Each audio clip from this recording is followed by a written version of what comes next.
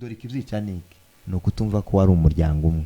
Igihe tuzamenya ko wari umuryango umwe, aho ngaho ibintu bizasobanuka neza cyane. So ayo makosa ari mu kuba kabisa uko wayavuze ku ncamake, ariko ari mu kuba cyane.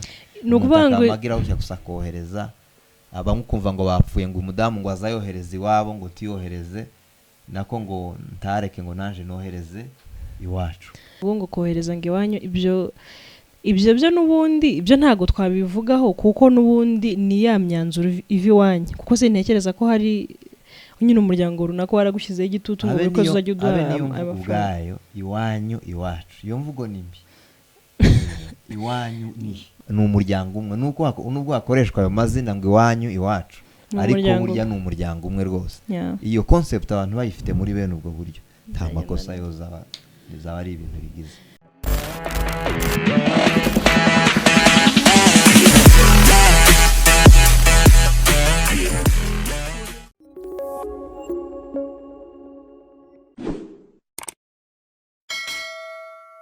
Hello, muraho neza, mumeze mute? Tubahaye ikaze cyane, turabiyegereje abakurikiranye Fast Service Podcast muri aka kanya. Turabashimiye, turagushimiye wowe wakoze subscribe, wowe udahwema kureba ibiganiro bya buri munsi dushyiraho, wowe ugira umutwaro wo gusharinga na bagenzi bawe, wa mubare nawe w'abantu ufite babasha kureba ibintu byawe, ugahakikisha ko ubasangije ibiganiro byo kuri Fast Service. Uwo muntu ni umuntu mwiza, sibyo? Turamushimiye n'abadasharinga nabo turabashimiye. Buri wese ku ruhare agira n'icyo akora rwose, mwumve ko tubashimiye kandi mwumve ko tubahaye karibu muri session y'uyu munsi. Ndakwiyegereje cyane. Urakoze cyane. Uyu munsi ni umunsi nanone tugiriwe amahirwe yo kongera gukora ikindi kiganiro. Tubahaye ikaze. Reka ndamutse abantu bari mu bihugu bitandukanye. Abantu bari iwacu iruguru muri Congo, abantu bari mu Rwanda, abantu bari mu Burundi, abantu bari i Bugande, muri Tanzania. Baza badukurikirana bose. Noneho za Australia, Amerika, aho hose hari abantu badukurikirana umunsi ku wundi. Mu by'ukuri turabakunda. Abari mu Burayi nabo nari mbibagiwe. Bibagiwe n'abandi bavuge bose. Oya sinobashobora, reka ndekera aho ngaho. Mbako yaye akazi. Reka ndekera aho ngaho naje niwo mwanya mba mbonye. Noneho rero uyu munsi dufite ikiganiro nanone cyiza nk'uko mwabibonye.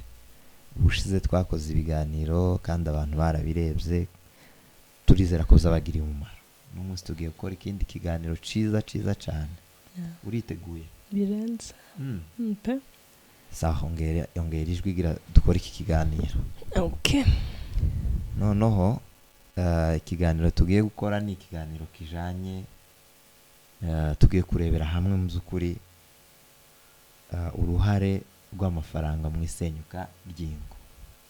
Ingo zisenyuka zigasenywa n'ibintu byinshi bitandukanye, ariko uyu munsi duherere ku mafaranga.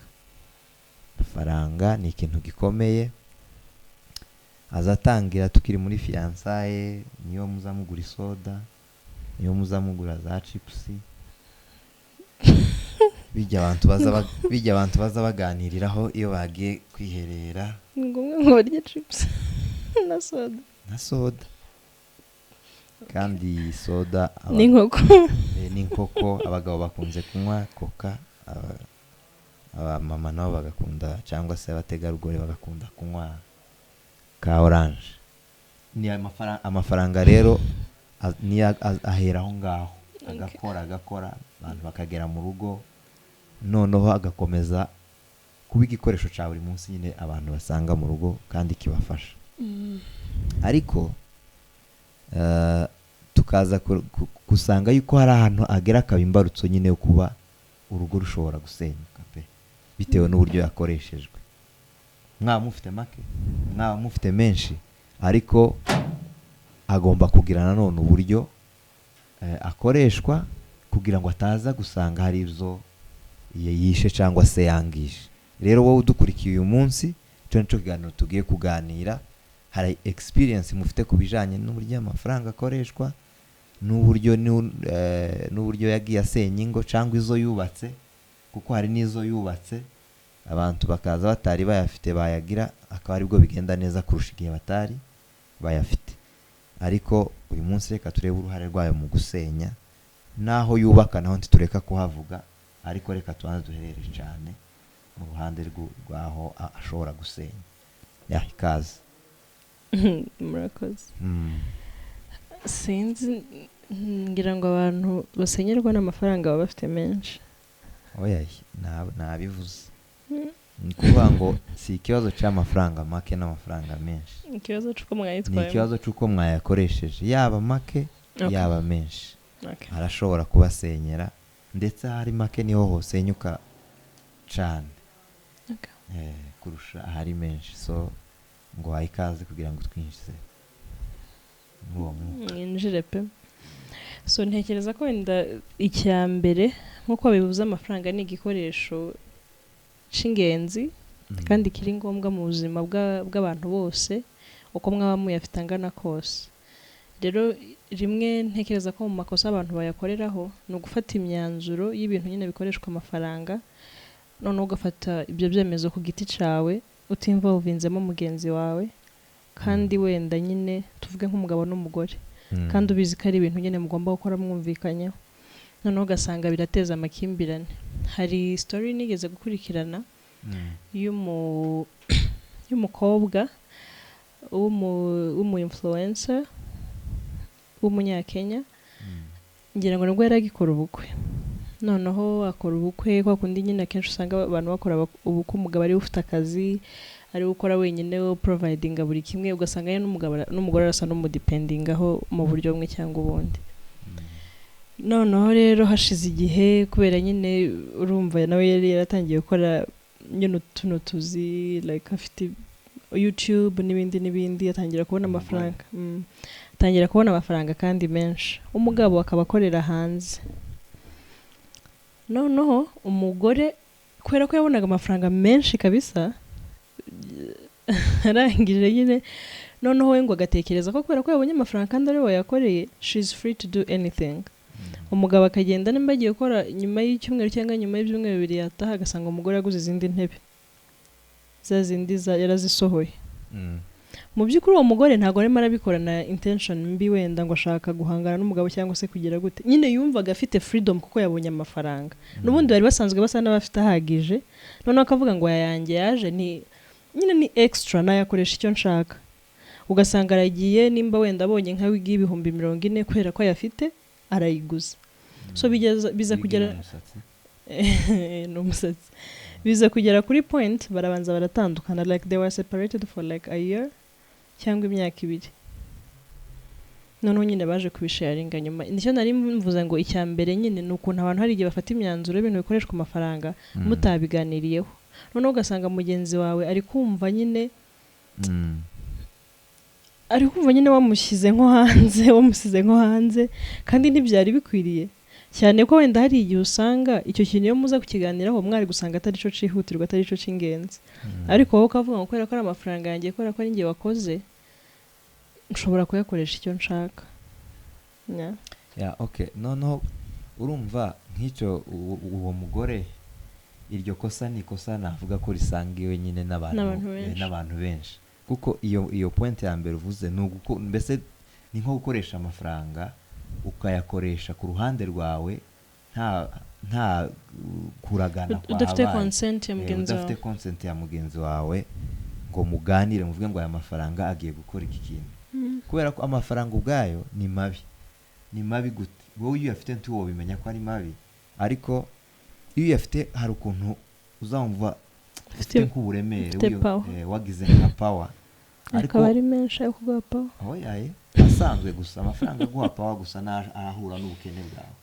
Amafaranga abasha guhura n'ubukene bwawe yose aguye guha power. Imba warukenye 50 ukayibona, uramuremera. Kero bitugira power. Uramuremera uragira power yo muri ako kanya kubera ko ari warukeneye. Okay.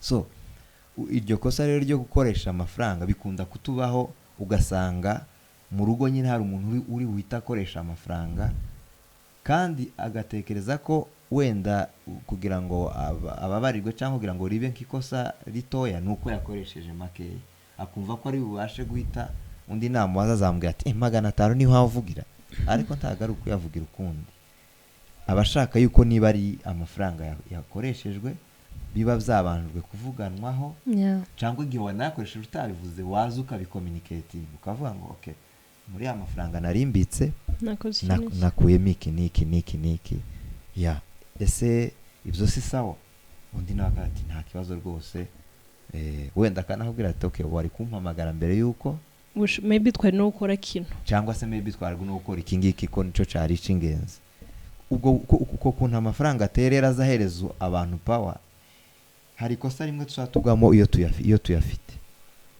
tuvuga ngo iyo ufite amafaranga hari ukuntu tuzugira ngo n'abandi barabizi ugasanga niba warugiye nko kugura tuvuge nka telefone y'ibihumbi 15 n'urugero cyangwa 20 ugahita wumva ko kubera ko uhawe usa nk'aho abantu bose bazi ko uyafite baraza kukugaya bavuga ngo uriya muntu yogura telefone y'ibihumbi 15 n'amafaranga yose afite kandi nyamara kuribwira gutya ariko nta wari uzi ko ayo mafaranga uyafite ni uko umutima wawe uhawe ukubwira ukakubwira nk'aho nyine abantu bazi ko uyafite so uko kuntu amafaranga dutwara rero iyo tuyafite nibyo bitugusha mu makosa ariko wa muntu we uri mu rugo ukaba ufite undi musangiye urugo ni byiza ko mwicara mukamenya ko amafaranga agomba gukora iki kintu niki n'igihe cyangwa se igihe wanayakoresheje utabivuze wataha ukabivuga kugira ngo bitaza guteza andi makimbirane kandi ugaho ngaho tibiraba ikibazo cya menshi ni cya make ko buri bantu bakoresha ayo batunze ariko ayo ufite ukayakoresha neza ukayakiranuka ntekereza ko ahubwo ikintu cya mbere tugomba kubanza kwibazaho tukiraho ese ubundi amafaranga uburyo bw'ibikwa ryayo n'uburyo akoreshwa ni ibintu tuvugaho rumwe nk'imiryango kubera ko usanga twebwe nk'umuryango tuvuge amafaranga winjiza nayo ninjiza ntabwo ari ayanje ntabwo ari ayawe nayo umuryango tutitaye kuwinjije menshi tutitaye kuwinjije make sibyo iyo rero abantu babifite gutyo mu mutwe umenya ko icyo ugomba gukoresha ayo mugomba gukoresha mwese mugomba kuba ari ikintu mwumvikanyeho mukakirebera hamwe ariko ugasanga hari indi miryango njye numva umugabo amafaranga yakoreye niyo mafaranga nyene wenda ari bukore mu rugo agakemura ibibazo byose ariko amafaranga y'umugore naye okay ico gitekerezo si igitekerezo ciza okay no uretse ndangize wenda mbere ko tugira none ugasanga kuba abantu hari imico gitekerezo wa wundi uzi ngo hari amafaranga ye urumva ni muzinga amafaranga yawe nyine nayawe nta muntu ugomba ibisobanuro by'ukuntu akoreshwa mu by'ukuri ayo makosa uzayisangamo ariko ni muzinga amafaranga n'ay'umuryango pfa kuba nyine yinjiye muri urwo rugo twavuze ko amafaranga tuyakorera hamwe byose mukabisharingira hamwe niwe uba wakoze amakosa ariko babandi batabivuganyeho ntekereza ko nta makosa wundi aba yakoze kuko barimo arakoresha amafaranga y'ikimwe ko waha umwana iyo umwana umuntu amusuye akamuha 100 cyangwa 50 aba afite freedom yo kugenda akaguramo za bombo akaguramo whatever he wants okay ikosa riri aho ngaho gusa ni rimwe nuko kubanza kuyavuga nyine ni byiza mukavuga amafaranga azakoreshwa gute muri runo rugo sivyo kuko amafaranga nayo umuryango kugeza kuri none niyo nzira nziza y'amafaranga nuko ahinduka y'umuryango ariko niba hari agabuye mu buryo hari ayumwe akaba n'ayundi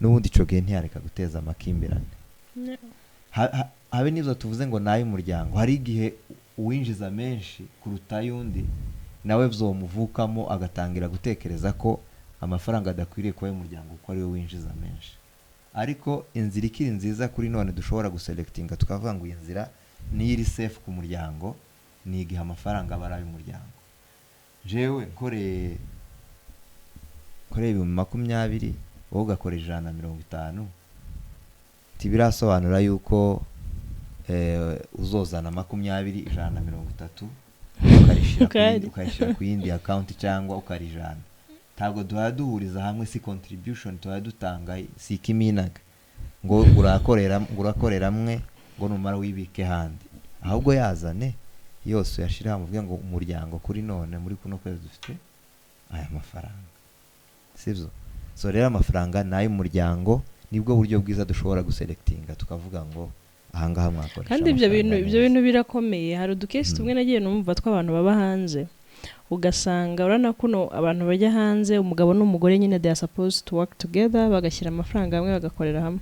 Noneho ugasanga abagabo benshi barareklama bakavuga ngo abagore hano ukuntu ibintu bimeze, twebwe turakora amafaranga, umugore agashaka ngo tuyazane, yishyure inzu, yishyure ishuri ry'abana, mpahe, ngire gute, ariko umugore amafaranga yakoreye she'll take care of herself, akora ibintu bye ku ruhande, ayasigaye yohereza iwabo. I'm sorry to say this, nyine abenshi ni nk'abafite imiryango muri Afurika, ababyeyi n'ibiki bakayohereza even atabajije na wa mugabo.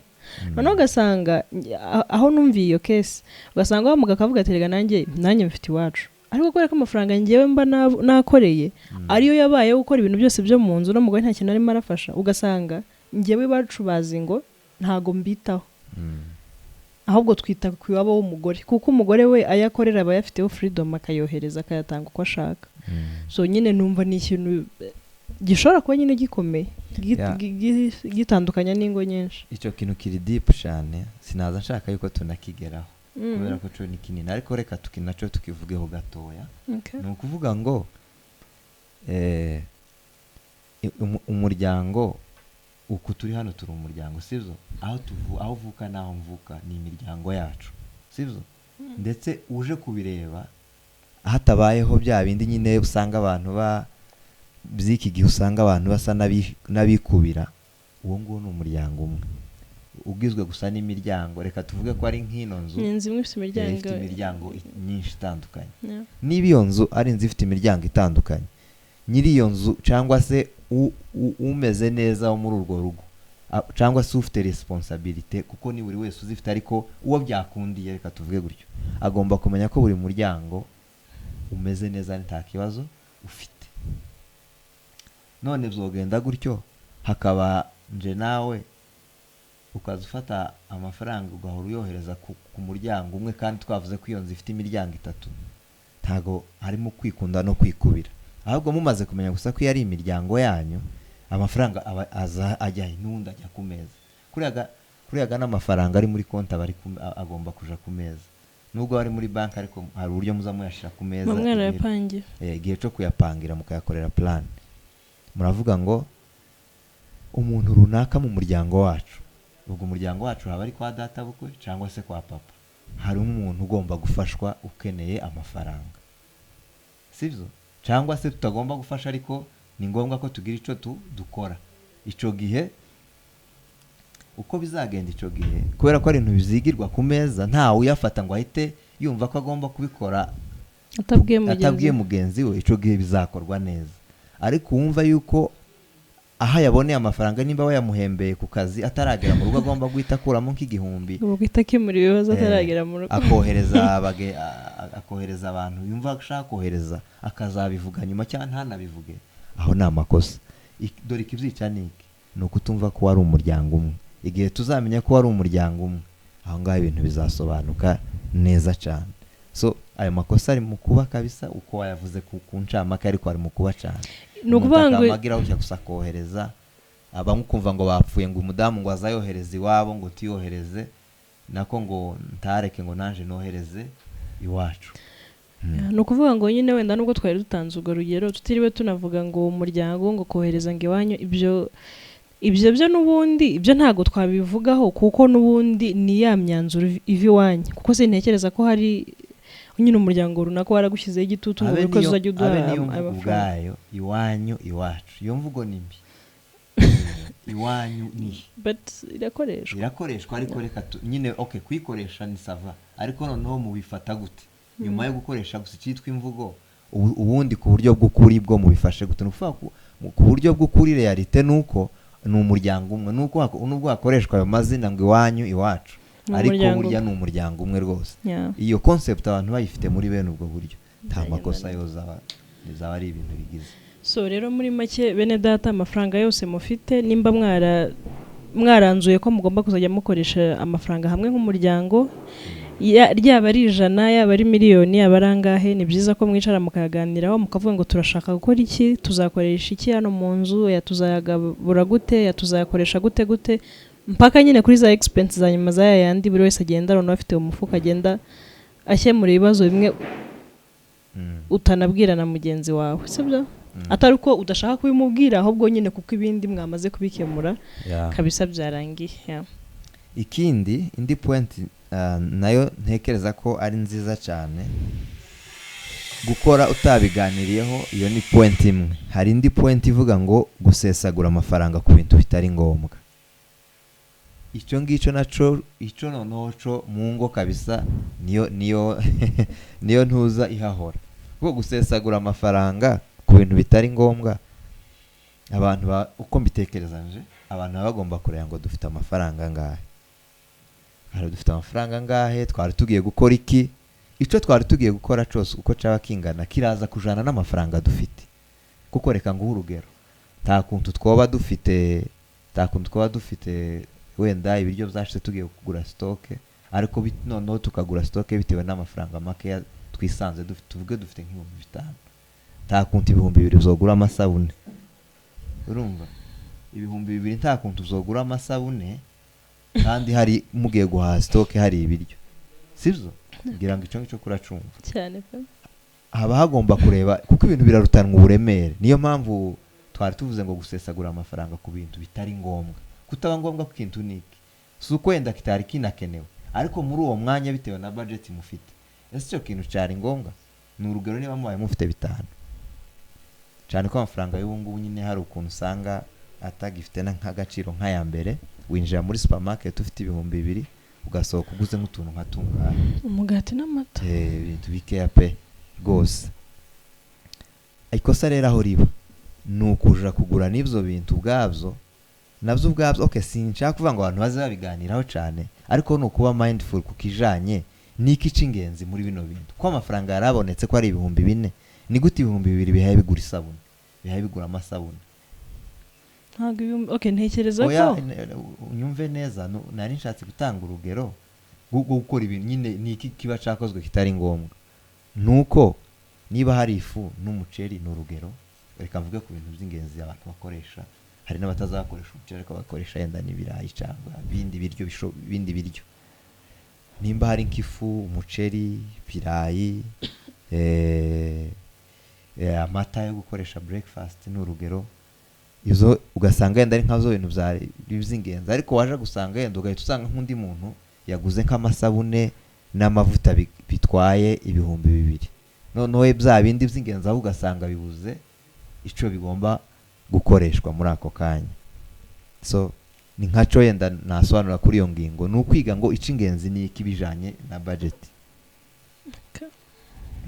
Sinzi ico ubivugaho cyangwa iryo kosa uzurirwamo niyo mpamvu wabitinye. Oya, ntago nyansesagura. Gusa nanone ntekereza ko hari ikintu nyine kiba kiri ngombwa. Kwa we defend. Nase sumbajije. Ntekereza ko urumva ibibazo by'amafaranga abantu barabigira kandi n'ibintu nyine abantu bavugaho buri gihe. Ibyo ruvuze ngo ufite, ntekereza ko muzi ibintu mukoresha, sibyo? Mukaba muzi ngo mu kwezi tuvuge nimba wenda muhaha iby'ukwezi, ari n'ababa bafite amafaranga yo guhaha iby'amezi 3 cyangwa 2 cyangwa iby'icyumweru, you know? Kabate se mu kwezi turya umuceri ungana gute n'urugero, sibyo? Mu kwezi dukoresha amata angana gute mu rugo rwacu, sibyo? Mu kwezi ese abana isabune yo koga bajya bogana bashobora kuyogana ukwezi kugashira cyangwa boga isabune zingahe mu kwezi? Ese wowe isabune woga uyoga, ngira ngo wenda nibyo by'amasabune muravuga. Isabune yo kumesa tuvuge nimba ari za omo n'ibindi dukoresha ibingana gute mu kwezi? Kubera ko Okay, kureba. Ntago nshaka kwisobanura ariko nanjye siwe nabishinjije ko turavuga muri rusange. Ni jya wabishinjije. Kandi ibyo by'amasabune reka tubanze tunabivuga. Ayo masabune barimo baravuga, harimo isabune yo koga, harimo isabune yo kumesa, harimo omo, harimo isabune zo kogesha toilette, urumva? Harimo isabune zo kogesha amasahani. Uvuze ngo amasabune umuntu yagira ngo ni nka za shower gel umuntu agenda akagira. Kandi ibyo bintu byose birakenewe ko ntago isabune yo muzagura isabune gusa wenda tuvuge ya gifura ngo muyoge mwe. Okay, I'm sorry to say this, mu gihe ariyo mafaranga mufite birashoboka, ariko kandi mu gihe atari bwo buzima nyine mubayemo, mugomba kumenya ngo ntabwo muzagura igifaranga muyifurisha imyenda muyogeshe toilette cyane ko bitonashoboka. So bimwe bizakorwa ibindi bipfe, muzajya mwambara imyenda isa neza ariko inzu yanyu nuke simply kubera ko mwabuze ibikoresho by'isuku. Icyo nari nshaka kuvuga aho ngaho, urakoze kuduha ubwo busobanuro. Bavuga ngo urakoze ku kibazo cyiza, urakoze kuduha ubwo busobanuro, urakoze ku gisubizo cyiza. Bije kubera ko ihindagurika, ni nako n'ibyo bintu nabyo ubwabyo nubwo wavuze ngo nibyo biba bikenewe mu kwezi nabyo bigomba guhinduka, birahinduka binagira na quantity zitandukanye. Usanga buri kantu haba gafite nk'akanusu, ugasanga hari litiro, ugasanga hari ijerekani if you can afford.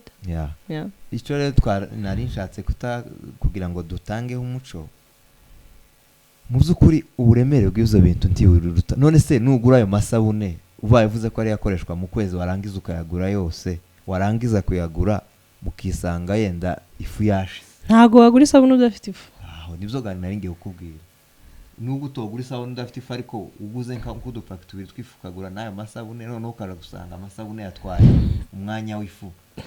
Ariko hari n'abantu boga nk'isabune ugasanga umuryango wose boga isabune imwe, which is good. Kandi ntekereza ko icyo kibazo abantu batakisanga.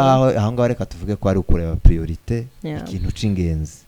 Kandi wasanga cya kintu gishobora kuba cyari priorite ariko nanone amafaranga akaba yabaye make, kigure muri quantité ntoya kugira ngo ibintu bikomeze aho ngaho. Kandi ntoreco naco ko gatugiciye hejuru, uzi urusaku kiza giteza mu ngo, ngo umugore, abagore nibo bikunze kuvuga ko ari baza basesagura amafaranga. Hakaba ariko biterwa n'urugo, abagore ntago basesagura nuko ari bagira ijisho rireba. Hakaba n'abandi bavuga ati ngiye umugabo ni usesagura, biterwa nyine n'urugo uko bimeze. Ubwo abantu bazatwandikire hariya muri comment bagende batubwira uko iwabo byifashe.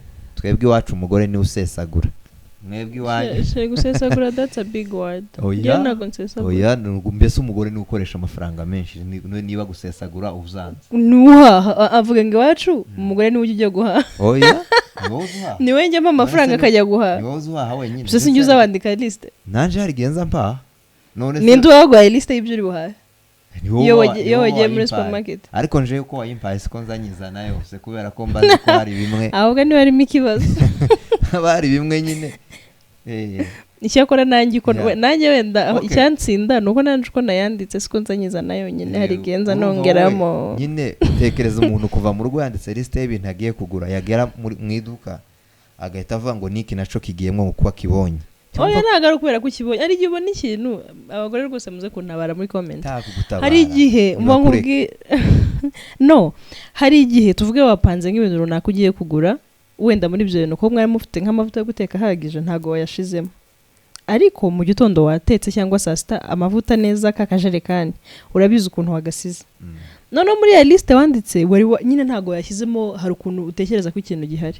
Noneho waba uri mu iduka ugatekereza ko batareka amavuta nidutekeshaho ninjoro, ejo mu gitondo wenda tugakoreshaho make ya breakfast ku manywa, ejo ninjoro tuzaba dufite amavuta yo guteka cyangwa zaba yashize. Mu by'ukuri ayo mavuta ntago aba hari abayashize, ahubwo ikosa ryabaye bagiye kuyashyira muri liste. Kandi ikintu nk'icyo tuvuge nk'amavuta ni ikintu gihenze. Rero nimba mu bintu utari wapanze ugiye kwita wakongera andi mafaranga ari kuri nka 500 kuzamura, kera abahinjemo ikibazo. Ariko ntago bivuze ko umugore asesagura, ahubwo usanga abagore baratekereza cyane nyine ibintu bikenewe mu nzu. Baratekereza cyane. Gutekereza cyane se bivuze ko ugomba nyine babazi ibintu byose biri kure, kandi ugasanga there is no need yo kujya muri supermarket uyu munsi, cyane kwenda n'imyanya yo guhaha iba ntayihari. Ugiye guhaha uyu munsi amafaranga aho gako turavuga igihe nyine uri kubona wenda bishoboka kuri buyabone yo kugura ico kintu, sibyo? Ukavuga ati iki kintu aho kugira ngo kizangarure nka pampers z'umwana urugero, wenda ibyo twabikunda no kutubaho, ukajya guhaha wenda nyine utagize umwete wo kujya kureba ngo uvutse umwana asigaranye pampers zingahe, diapers zingahe nyine muri zose muri rusange, ugahamagara nko mu rugo ati ndebera umbwire ngo nyine umwana asigaranye pampers zo gukoresha kangahe, bakahita bakubwira ngo asigayemo utuntu 7 ngo cyangwa asigayemo utuntu utwo tuntu ubizi ko kera twashize, utwo 7 burira twashize. Rero nk'icyo kintu nimba atari ikintu wapangiye kugiye kongera amafaranga arenga 1000, no subwo no gusesagura. Okay, gusesagura cyangwa wirinze gusubira ku muhanda. Gusesagura ni ikintu kimwe, no kugura ibintu utitaye kuri bije ufite, ukagura ibintu bishaka kurenga bije ufite, uko niko gusesagura. ariko biri worth kuba byarenga bije bigomba nk'ibyo tuvuze nyine, nta mafaranga azarenga bije, ahubwo nyine ibyo mvuze si ugusesagura, ibi izo ngero ntanze ntabwo ari ugusesagura, biba gusesagura iyo bije ufite idahura n'ibyo bintu, ukaba wenda ufite nk'igitekerezo cyo kuza gushaka andi mafaranga kandi hari ayo wari ufite, aho ngaho wenda uba wakabije, kandi nyine abantu bari mu gukaza izo ntazo bande ntabwo ari ni wese gusa nuko. So icyo ngicyo ni uko nguko. Reka turebe indi mpamvu nayo, kuko kino kiganiro kiraremereye cyane, ntabwo twagita tukirangiza, ariko tuzagenda tubigarukaho gake gake kuko tuzagenda tubona umwanya. Indi mpamvu ni iyi. Indi mpamvu ni uguhisha uburyo amafaranga akoreshwamo. Ntekereza ko kiravukana n'ibi twavuze cyane icya mbere, ngira ngo kubera ko nyine wumvisha ufite freedom yo guspendinga uko ushaka, ariko noneho hakaba n'ibindi tuvuge, noneho mwaraganiriye, murabizi ko amafaranga nayo y'umuryango, murabizi ko nyine ugomba kuba accountable ku bintu byose birimo birakorwa, noneho ukavuga ngo reka kino kintu ngikora wenda kubera ko njye ubitsa amafaranga, maybe wenda azabimenya nyuma, cyangwa se njye nzabivuga nyuma y'igihe runaka, noneho ugasanga nicyo njye nakwita guhisha, wakoze amakosa ubizi. Je ntekereza ko sorry kubivuga ntabwo ari ukubivuga uvuyeyo, ni ukubivuga ugiye kujayo. Niyo communication iri effective, ugomba gucommunicatinga ukihaye uja udonk utekereje guco kintu ugatekereza kuri buca ahantu kukigura, ugomba kubivuga. Ariko ukivuga kera wavuyeyo wanakizanye cabonetse, amafaranga bamaze kuyakoresha ngo ico gihumumenyesheje, ariko nta gitekerezo abagifite gutanga. So ntabwo tugomba kubikora nko kumenyesha, ahubwo igihe ubitekereje ugomba kumubwira ati yewe ko nari ntekereje gukora kino kintu nabigenza gute. Kandi ibi turi kuvuga ntabwo bivuze wenda ngo umugabo wawe aba yagugoye yagutsikamiye, cyangwa se umugore wawe ni kwagushaka nyine kuba nyine accountable, ukamenya ngo ibi bintu nuko bigomba gukorwa, ibi nuko bigomba gukorwa. Kandi ibyo tuvuga ngo kuvuga wenda ari nk'ibintu tuvuge nimba utashye nko guhaha nk'ibintu bisanzwe, ntabwo turimo turabivuga, ariko ikintu gishobora wicaza umugabo se umubwire ngo nahashe ukeneye, ariko nyine iwe muri budget yatanze y'ukwezi, icyo abagabo badakunda, niba guhaye budget y'ukwezi cyangwa guhaye budget y'icumweru, tekereza mu cumweru wongeye ukamwaka amafaranga nk'aya yandi yaguhaye inshuro zibiri. Hari igihe mushobora kugira abashyitsi agashira. Oya ntabashitsi benshi, hari igihe mugira nk'abashyitsi nk'iminsi 3 ikurikiranye agasha. Abashitsi barababari. Oya ntago barababaza. Oya baragereranyije akavuga ngo wenda reka ndenzeho, hari n'igihe uno mudamu yozohura na gahunda yo guhura ngakandagira inyanya. Oya nta nyanya nayo rwo ugomba kweshyira. Tuvuge aho ageze gahunda yo kuba yagazakira abashitsi babiri mu kwezi, none babaye batatu, ayo ngayo umugabo yayabaye. Ntago bayabaye. Umugabo wayabariyemo ni mwebwe kuko si umugabo ubikora wenyine, muba mwarabibaze gutyo. Tekereza iyo yaguhaye nyuma y'icumweru ukamwongera ngo y'amafaranga ngo yashize.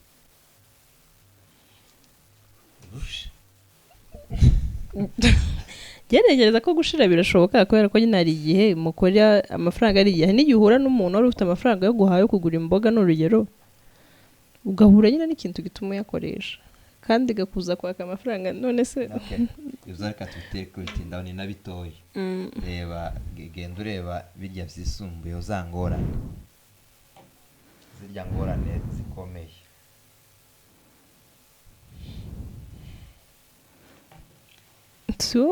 Okay, no reka tuvuge gutya, twasanze ikibazo gikomeye muri byose kurumva ari ikijanye no kutabiganiraho yaba mbere cyangwa se no gukora plan. Reka tuvuge tuje kuri kino kintu cyo gukora plan cyangwa se iteganya, niba riteganya igena migambi ry'amafaranga yanyu, swate yo mu kwezi, swate yo mu cumweru, swate y'igihe wenda kirekire cyangwa yo gukora ikindi kintu runaka mwifuza gukora. Kuko muri iyo plan niho usanga harimo ibintu za savings, niba mushaka kugira kwizigama nazo mukabikora bibaye bikunda. Kuko hari umudamu je twigeze kuvugana, kandi umudamu nyine twese w'inshuti yacu aratubwira ngo ngo azayizigama ngo amafaranga tese uzuyizigama mu yahe ati muyu mugabo ampereza nzamfatamo make kizigama jewe reka nkubwire tukiraho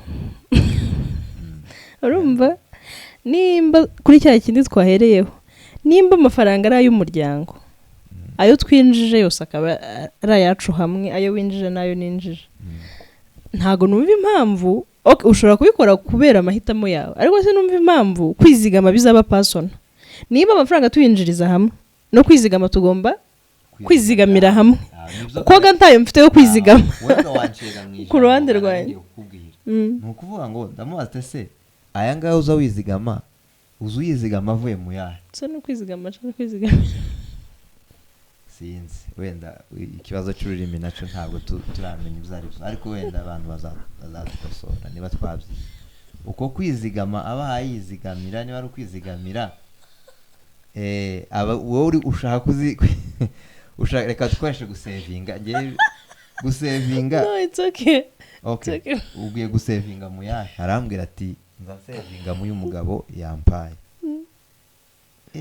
nati ko numva hatarimo ni byiza ku ruhande rumwe ariko kandi byiza cyane nuko mwaza musevingira ahantu hamwe mwagombye kujya musevingira hamwe nawe yaza niba ari agasanduka k'ifaranga nawe yaza agatereramo izo yazanye nawe agatereramo izo wazanye niba ari banki mukoresha mwese mukajyaho mukamenya ngo tubika 20% cyangwa 10 cyangwa 30 whatever you agree ariko together ariko mwese hamwe naho kuvuga ngo hari umwe azatunguza undi ngo amwereke ko ari umugore w'igitangaza ngo yizigamiye izo ntago ari byo wenda nyuma byazanzana bigakurura yenda n'amakimbirane so rero ikintu ca mbere c'ingenzi gihari ni ugukora plan y'amafaranga yanyu hamwe ndetse na mbere muganira nabyo mukabikora hamwe hanyuma se abantu bafata amadeni ukumva umugore arakubwiye ngo hari umuntu wampaye 1,000 ngo hari wampaye 2 giye mwahembwe ngo mpanishyure baze nka by the way ni point nayo abafata amadeni kugira ngo babashe kwihaza mu buryo runaka ariko noneho akayifata atabwiye mugenzi we akamubwira ngo amafaranga nta makosa kubera ko ufata amafaranga utabwiye mugenzi wawe cyo naco ni ikintu kitari ciza nuzoza wumva ugize umwuka wo gufata ifaranga uze wicaza umugore mu biganire mumenye aho muzifata n'igihe muzozishurira muri hamwe ndumva yenda kuri uyu munsi twoba dusubikiye ahangaha zo ni bimwe mu bintu bibasha rwose gutuma abantu bashobora gusenya mu gihe batavyumvikanyeho cyangwa nubwo batanasenya ariko bakagirana ukutumvikana ku bijanye n'amafaranga amafaranga afite ibibazo byinshi afite ibintu byinshi abantu batumvikanaho bimwe twagiye tubica hejuru ko turabizi ko ari ibintu bikomeye cyane biri deep mudusangize experience zanyu z'ikoreshwa ry'amafaranga ibyo mutumvikanaho mutubwire n'icyo mwumva ku kintu tuzaganira ubutaha kijanye na allowance tunabizeze ko tuzahamagara umuntu uyabanza uvuge kuri allowance tuzoyivugeho allowance ntayo tuvugaho none yoja kuntsinda cyangwa wikagutsinda allowance abantu bashaka ko tuzayivugaho mwaka byaramwe abagore badakora bakeneye guhabwa amafaranga runaka ku giti cyawe cyangwa bagomba kwaka amafaranga yose sawa murebe ikiganiro gishire musangize abavandimwe n'inshuti mukore subscribe mudusangize ibitekerezo byanyu naho ubutaha